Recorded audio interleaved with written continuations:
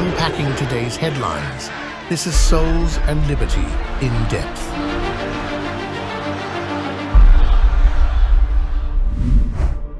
Hello everyone and welcome to In Depth, a production of Souls and Liberty, soulsandliberty.com. Smurfing, you probably never heard of it, but the Communist Democrats have heard of it and they excel at it. And if you're a patriot, you should be very worried. Joining us today to talk about all this is Jim Ellis from ellisinsight.com, longtime political guru. No hint about your age there or anything, Jim. He's joining us from Washington, D.C. Hi, Jim. Great to see you, Gary. Sorry, I wasn't taking an age swipe, just kidding. And yes. Arthur Clareau, fellow Souls and Liberty contributor, coming to us from Toronto. Hi, Arthur. How you doing, man? Hey, Gary. Good. How about yourself? Very good. Well, I'm your host, Gary Michael Vorse. All right, gentlemen, we're going to start with you, Arthur, first. What is smurfing? So in the world of finance, smurfing is when you take a large sum of money that you're trying to move without it getting tracked, and you break it up into small amounts and use different accounts and different names or whatever it is you can to get that into or out of a place. It's a pretty simple explanation. Jim, why should people listening to this be concerned about this when it comes to the topic of campaign financing, specifically Kamala Harris? Well, again, it is moving large amounts of money. It's a sleight of hand. As James O'Keefe has pointed out on his work, talking about one person or several people that they've tracked giving thousands of dollars in thousands of contributions of $10 or $12 or $15, and they're thinking it's coming from just a small number of people contributing large sums of money to Act Blue and then being apportioned out really to these people without their knowledge. They're not billing their accounts, so they're not stealing money from these people, but they're taking their names and their identity and apportioning it to small dollar donations, which really there's no real disclosure on that. So it's just a way of funneling the money in and making it to the campaign. Now, in terms of the outside groups, then they can contribute as much as they want to that, and there wouldn't be any type of problem with them throwing $1 million, for example, into an outside group that isn't connected to the campaign. But the smurfing actually gets the money into the campaign. Yeah, that's a big deal. Will. I mean, one of the yes. things that people should be kind of aware of. Look, we know about this. You know, the campaign finance laws have allowed money by the billions, tens of billions, to flow in everywhere, actually. And everybody points to, George Soros and says, hey, Soros, and that's certainly not to diminish his role, but isn't the only guy. I mean, back at Church Militant days, I did a Vortex once on a guy named Johann Georg Wyss. His name's Hans-Georg Wyss. He's born in 1935 in Switzerland. He's a billionaire, that's with a B. And he made a number of contributions that were broken down into 400,000 different donors.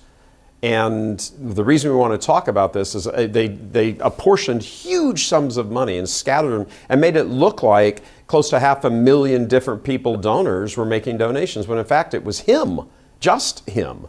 So, when all of this pops up about not just the money, but Arthur, I want to ask you about the PR value of this. When you have the media out there trumpeting, the Harris campaign trumpeting that in 48 hours they got $100 million, look at all these people supporting us.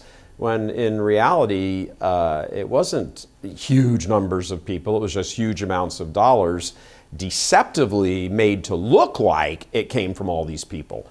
What's the PR value in all of that?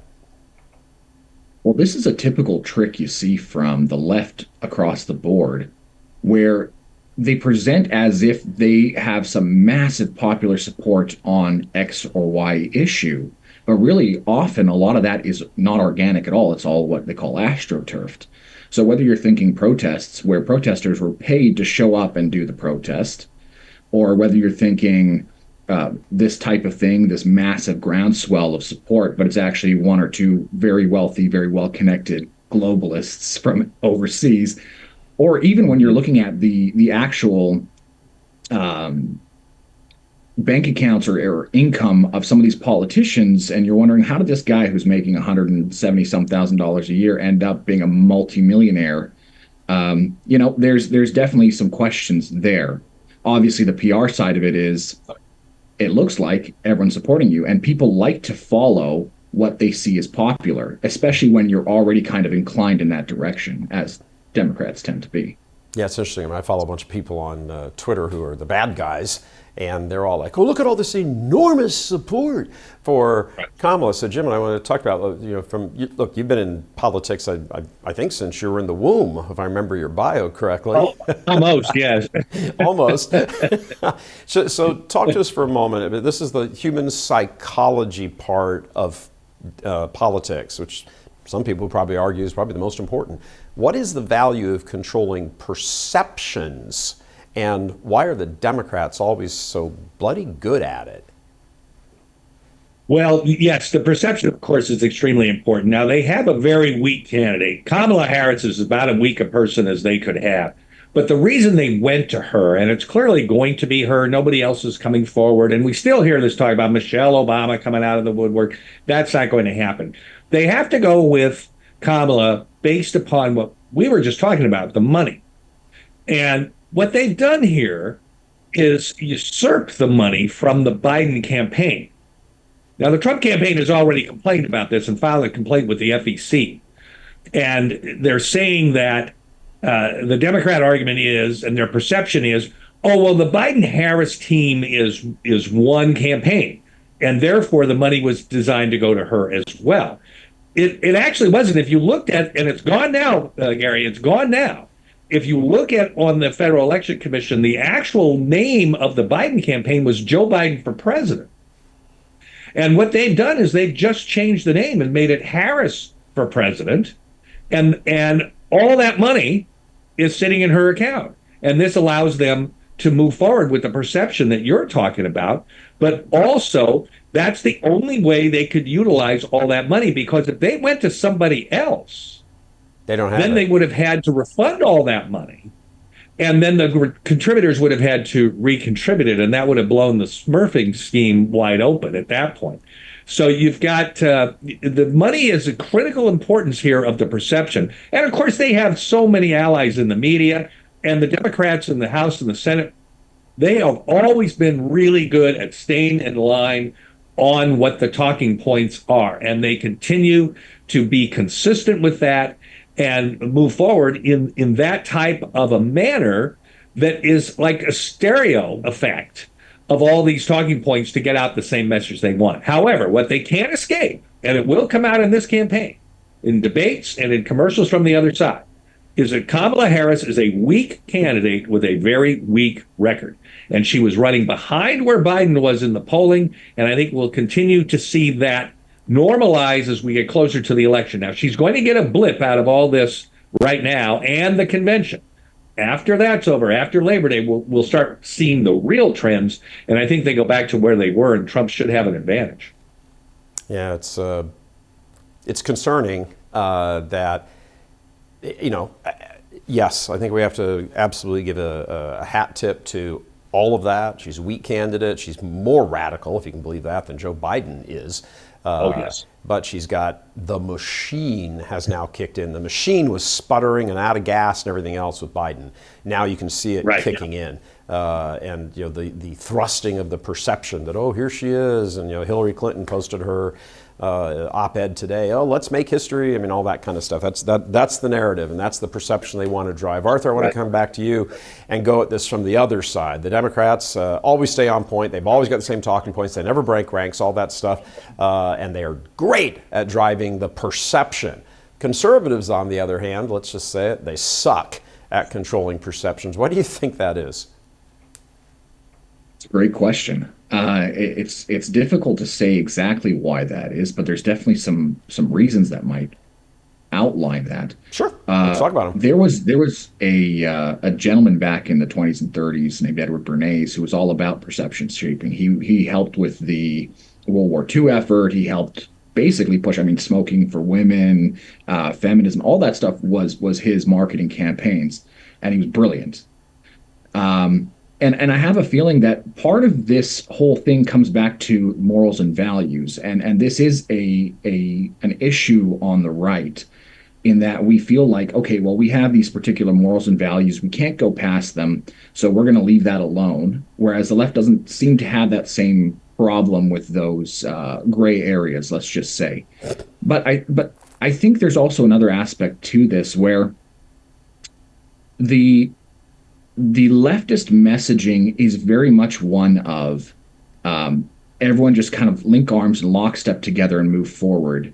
Don't worry about it. We've got it covered. We've got smart people. We've got experts. Just listen to us. Just listen to the experts and follow us.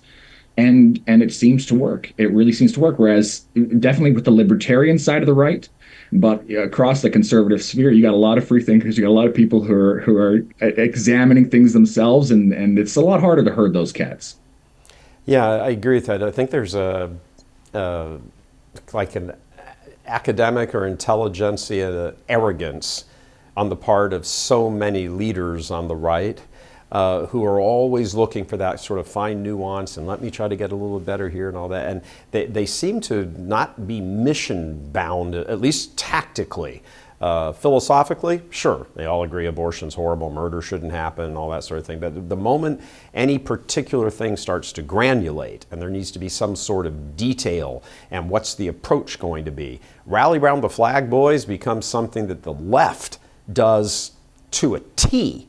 While the right is over there skirmishing and trying to, I don't know if they're trying to get donations or clickbaits or whatever the case, there seems to be much more independence, I think, is your point, Arthur, is a much more kind of independent-minded, well, let's all sort of hash this out and have a great big philosophy discussion, sit around with our glass of wine, smoke our cigars and debate. Meanwhile, the leftist barbarians are at the gate pounding down the doors and stealing your women and children. Is it the case, Jim, that the left is just so much better at understanding how the game is played to get the end they want than the right is? Well, I go back to a former boss I had. I'd worked for former House Majority Leader Tom DeLay for 8 years on his political operation, and he always addressed this, and I thought he was right on the money. He said, the problem we've got on this and why the left has an advantage on exactly what you're talking about is, he says, by nature, people that join the Democratic Party are collectivists. And people that are attracted to the Republican or conservative side are individualists. And it's the fundamental difference between the two that causes this disparity, really, in driving a message, for example, and driving legislation from the Democrat collectivist side to the Republican conservative individualist side. And so his point was, it's really sort of inherent, and why certain people join each party because of what their individual nature is. And that's hard to overcome. Yeah, it's interesting. You could not say, well, maybe back to Reagan, maybe. I don't know if there's necessarily a name for it, but this is the first time, speaking to that sort of individualist or independent streak among people who are on the right, you have a movement, a unified movement now behind a man, Donald Trump, MAGA. Right. And that seems to be something that would be much more inclined. That's a collectivist thing right there, which, back to your former boss, Tom DeLay, an observation there, that's not something that's kind of inherently, copacetic with the folks on the right. But it certainly would be on the left. Certainly would be. And this campaign is really MAGA versus DEI, isn't it? Yeah. And that's going to be the theme, I think, as we move forward, making America great. Or, of course, the diversity, equity, and what's the I? I can't think. Inclusion, I think. Yes. Ignorance. Inclusion, right. But it's really division, exclusion. So it's. But I mean, we got fundamental differences here in terms of how each party presents himself. Just the fundamental values of the individuals that make up each party, and they're going to be on center stage in this campaign, and the differences and the divisions could not be clear enough, and the American people are going to have a very clear choice to make come November the 5th. Yeah, that's certainly true. Arthur, I'm going to wrap up with you on one point, just your take on what Jim just brought out. MAGA, a movement, which would, of course, explain the great unsettledness on the part of the Never-Trumpers and the GOP establishment back in 2016. Here's a man forming a movement. We don't have movements in the Republican ranks and the conservative ranks. We have a collective ideal that we are all individuals. Well, he's kind of eliminated that, blown that out of the water. It's clearly, based on the RNC, the convention last week. I mean, it's his party. MAGA is here to stay. I think even if Trump were to be beaten, it would still be, it's just too big a movement in the Republican Party. It may not have a leader, obviously, if he were to lose, but talk to a moment about if that's the way you see the campaign shaping up also. MAGA versus DEI. Two giant movements, something the Republicans have not had. Yeah, absolutely. Well, just to comment one more thing on what Jim brought up a few seconds ago here with the collectivism. If you look back in history and look at the Greek city-states and you look at when the Persians were attacking, as individual states, they could not have stopped the Persians. They just wouldn't have. They don't have the numbers. There's no chance. They had to come together. There was just no other option. And no matter how much you believe you're a rugged individual, and it's a wonderful and important part of life at times, there are times, especially when under existential threat, that you do need to come together. You need to organize and you need to preserve what you have, preserve your home. And I think that plays into what you're saying there, where MAGA is a movement. It took the Tea Partiers, it took a lot of the Ron Paul movement that came up earlier as well, and brought those people together in a kind of sort of way that they always, in my opinion, it seemed like they always wanted to do. It was a pro-America, protect America, preserve America movement, and that's what attracted so many people to them. And it actually did make it quite a broad tent to begin with. Mm-hmm. Yeah, it's definitely shaping up to be that. And boy, it couldn't come at a better time. Yeah, and of course they found their voice in Donald Trump presenting all of that. Make America Great Again. Mm-hmm. Be curious to do a sit-down interview and say, hey, was this always your view, Mr. Trump, President Trump, MAGA? Make America Great Again as a movement, or was it just a campaign slogan that actually captured the spirit of a nascent movement that hadn't been formally recognized yet? It'd be interesting to hear his response to that. Maybe one day we'll get a chance. All right, gents, we're going to leave it right there for this moment. Thanks for coming on. Before we leave you all today, a little food for thought from you, from yours truly. What too few people on the right understand is the power of the Marxist media. Stop going on about them being dinosaur and legacy. That only reveals a baseline ignorance. It doesn't matter that huge numbers no longer trust them, which is true. The reality is that enough still believe them. They set the talking points every morning, every day, while the conservative media bubble is still going on about how dastardly the Democrats are about covering up Biden's health. The media have completely memory hold all of that. Biden's going to make his swan song speech tonight to the nation from the Oval Office, and that will be that. If you want some evidence of what I'm saying here, well, in all these headline discussions, where are the discussions today in the media about the failed assassination? Remember that? Now we're going to be treated to 104 days of Kamala swooning, and if past record is any indication, it's going to have the desired impact on enough people that she could very well win. Remember Obama? Same thing going on here. And here's the great fear, the bright red flashing warning sign for conservatives and patriots in the face of the giant media. They have already pivoted. What assassination attempt? Come on, guys. Bullet just grazed his ear. The exuberant, unified Republican National Convention. When was that again? Biden's health? Well, it doesn't matter anymore. Why does any of this matter anymore? This is the reality in today's world. Media know they don't have to control everyone. They just have to control enough. And that's closing thought for today. Until tomorrow, God love you. I'm Gary Michael Vorse.